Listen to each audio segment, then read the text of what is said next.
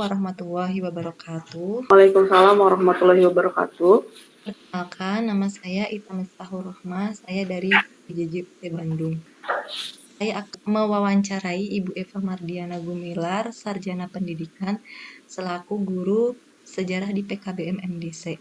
Saya ingin mewawancarai Ibu terkait tentang pembelajaran sejarah di kelas paket C setara SMA di kelas akhir. Apakah Ibu bersedia saya wawancarai? Bersedia?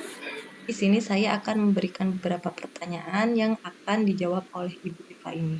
Saya ingin bertanya,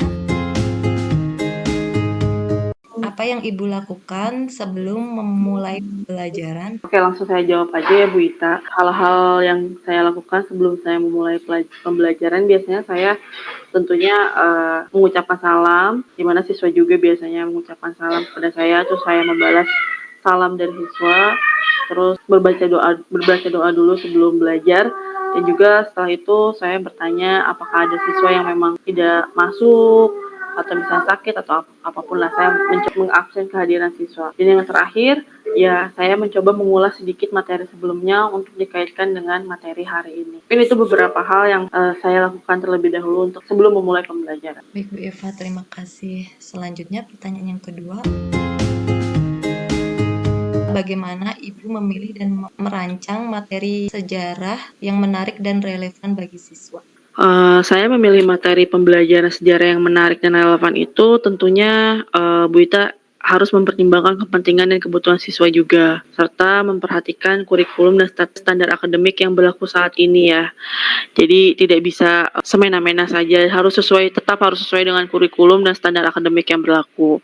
Nah, saya juga biasanya mencari berbagai sumber daya termasuk teks, dokumenter, dan sumber-sumber primer untuk memperkaya pengalaman belajar siswa. Biasanya juga saya juga tidak lupa untuk memilih model pembelajaran yang memang dirasa akan cocok gitu dengan materi tersebut, sehingga pembelajaran di kelas itu menjadi lebih menarik dan siswa pun akhirnya tertarik untuk memperhatikan pembelajarannya gitu. Karena apa? Karena ternyata pembelajarannya menarik seperti itu. Selanjutnya pertanyaan yang ketiga.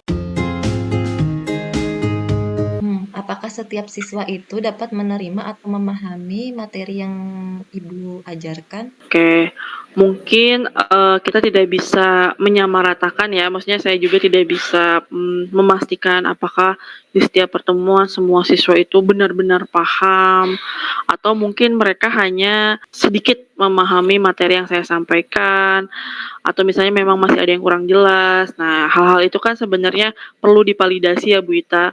Bagaimana cara memvalidasinya ya? Dengan setelah pembelajaran biasanya saya melakukan games atau memberikan beberapa kuis, memberikan beberapa evaluasi terhadap pembelajaran yang sudah saya berikan, dengan harapannya saya tahu berapa banyak nih siswa yang memang paham dengan materi pembelajaran yang sudah saya berikan. Jadi saya memastikannya dengan cara seperti itu. Walaupun ya balik lagi ya, mungkin tidak selalu semua siswa itu benar-benar paham, tapi ya mudah-mudahan dengan adanya evaluasi itu saya bisa menakar nih berapa banyak siswa yang memang sudah paham dengan materi tersebut dan bisa melanjutkan ke materi berikutnya. Seperti itu Bu Ita.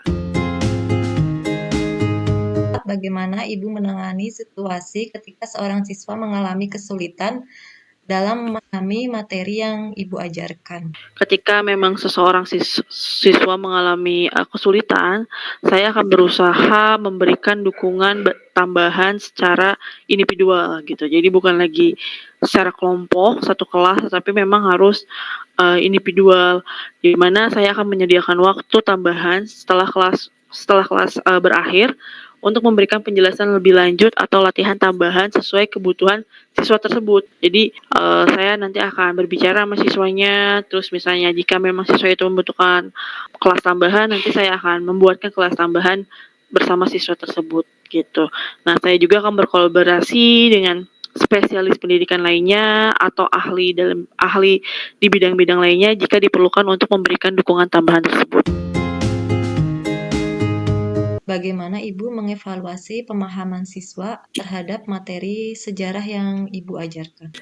Untuk mengevaluasi ini tadi juga udah dinotis dikit. Jadi saya akan menggunakan berbagai metode evaluasi di mana Di dalamnya termasuk tes tertulis, biasanya proyek, presentasi, dan diskusi. Di mana saya percaya bahwa setiap siswa memiliki gaya belajar yang berbeda. Jadi saya juga harus berusaha untuk menyediakan berbagai kesempatan bagi mereka untuk menunjukkan pemahaman mereka dengan cara yang sesuai gitu bagi mereka. Jadi tidak selalu itu tuh hasil evaluasinya berupa tes tertulis atau misalnya presentasi. Kadang kita bisa sambil main games, kadang kita juga bisa diskusi gitu. Nah, di mana itu bagian dari saya untuk mencoba menyediakan kesempatan bagi siswa-siswa tersebut.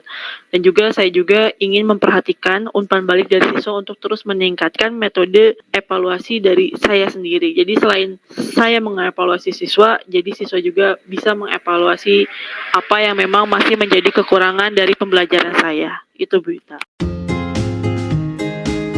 Jadi harapan Ibu ke depannya untuk para siswa ini seperti apa? Harapannya tentunya semoga siswa-siswa kedepannya bisa lebih memahami materi yang saya berikan, dan jika memang ada materi yang dirasa masih kurang jelas, semoga kedepannya siswa-siswa bisa terbuka ya untuk bertanya, proaktif untuk bertanya, menanyakan materi-materi tersebut gitu, sehingga pembelajaran itu tidak hanya menjadi satu arah gitu, tapi memang bisa berlangsung dua arah antara saya sebagai fasilitator, sebagai guru, dan mereka gitu sebagai siswanya. Jadi harapannya ya semoga kedepannya siswa bisa lebih memahami materi, lebih proaktif, dan juga ya mendapatkan tentunya hasil yang terbaik dari pembelajaran yang sudah mereka lakukan.